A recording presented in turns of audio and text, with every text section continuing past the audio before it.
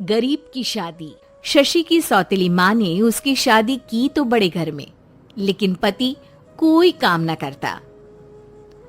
आप ससुर जी के साथ काम पर क्यों नहीं जाते? अब हाँ जाऊंगा, लेकिन कल से। आज जरा मैं दोस्तों के साथ घूमने जा रहा हूँ। शशि के 2 बच्चे होते हैं, लेकिन रमेश का हाल वैसा का वैसा ही रहता है। एक दिन, सुनिए ना, बच्चा रो रहा है, इसके दूध के लिए पैसे नहीं है। अरे तो पिताजी से ले लो ना। क्यों? अगर आप में कमाने की क्षमता नहीं थी तो शादी क्यों की? तभी घर आई बड़ी ननद बोल पड़ती है, आहा, तुम्हारी माँ को साफ साफ कह दिया था कि लड़का ना कमाता है ना कभी कमाएगा। हम 4 बहनें हैं इसका ख्याल रखने के लिए, और पिताजी का इतना सारा पैसा, तुम्हें किस चीज की कमी रखी है? लेकिन थोड़े ही सालों में तकदीर बदल जाती है। शशि का ससुराल गरीब हो जाता है। सब बिकने के बाद शशि अपने पति, बच्चे और सास के साथ किराए के मकान में आ जाती है। मैं कोई नौकरी करना चाहती हूँ दीदी। अरे इतने बड़े घर की बहू थी शशि, तुम नौकरी करोगी? नहीं नहीं नहीं नहीं। नहीं करूंगी तो घर कैसे चलेगा? बच्चों को भी तो पालना है ना। तभी शशि का भाई आ जाता है। शशि, ये ले राशन का सामान, किसी भी तरह की कोई भी जरूरत हो तो बताना। भाई, अब मैं नौकरी करूंगी। देख बहन, वैसे तो मैं तेरे साथ हूं, लेकिन हाँ, मैं ये भी चाहता हूं कि तू अपने पैरों पर खड़ी हो जा। शशि को एक प्ले स्कूल में छोटे बच्चों को संभालने की नौकरी मिल जाती है। एक दिन, शशि, मेरे स्कूल को अब तुम संभाल लो।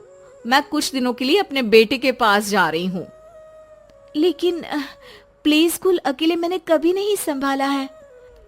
अब ये सब मैं नहीं जानती। इतने महीनों में तूने जो देखा, बस पूरे आत्मविश्वास के साथ उसे करना। शशि नीलम के जाने के बाद पूरे 1 महीने उसका स्कूल अकेले संभालती है, और फिर एक दिन आता है जब वो अपना खुद का स्कूल भी खोल लेती है। वाह शशि, तुमने आज मेरा सर गर्व से ऊंचा कर दिया। तुम्हारा यही आत्मविश्वास तुम्हें बहुत आगे ले जाएगा।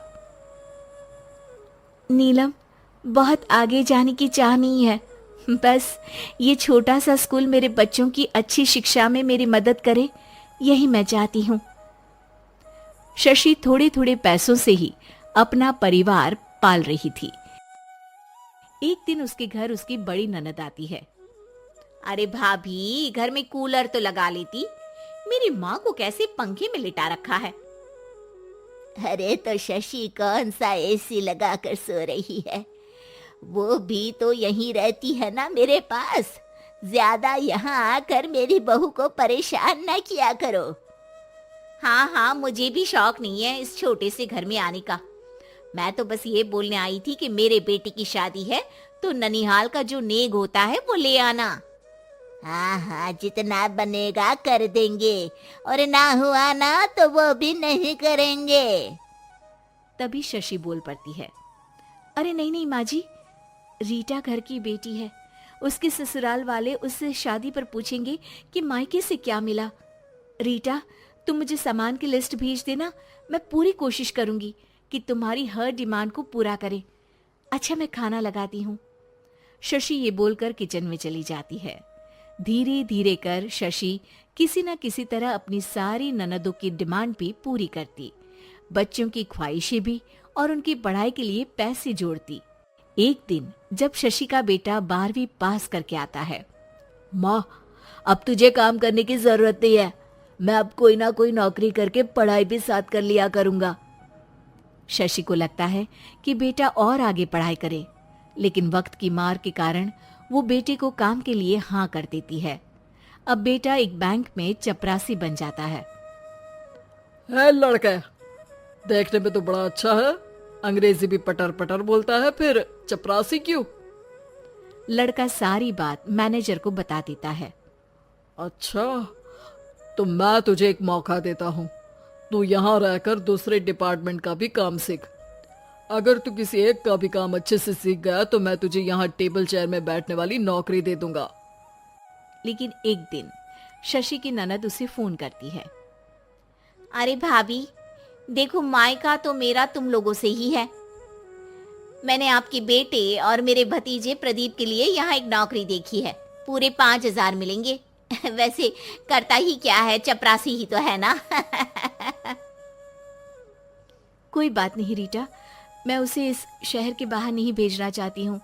बाकी वो शाम को आएगा तो मैं पूछ लेती हूँ। वहीं प्रदीप मैनेजर की बात से खुश हो जाता है और मैनेजर के काम पर ही नजर रखने लगता है।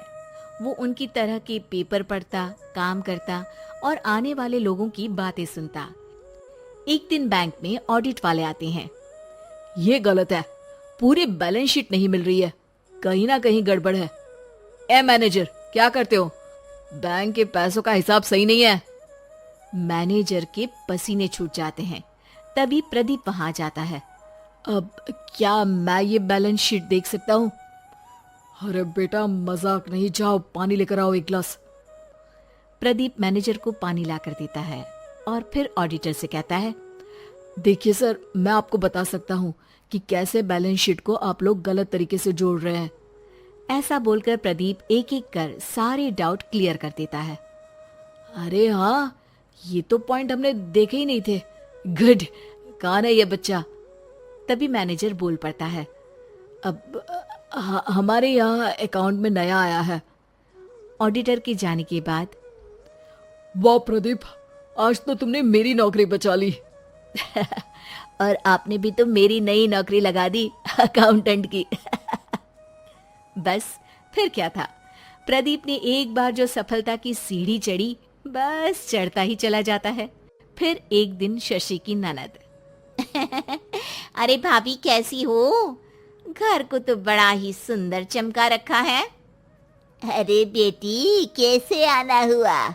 तू तो इस छोटे से घर में आना भी नहीं चाहती थी, कोई खास काम है क्या? अब हाँ, वो माँ, मेरा जो मजला बेटा है ना, वो अकाउंट से पढ़ाई कर रहा है, तो प्रदीप से बोलकर उसकी भी कहीं अच्छी नौकरी लगा दो ना। सास और शशि समझ जाते हैं कि कैसे पैसे आते ही लोगों के बात करने के तरीके से लेकर रिश्ते निभाने तक में बदलाव आ जाता है।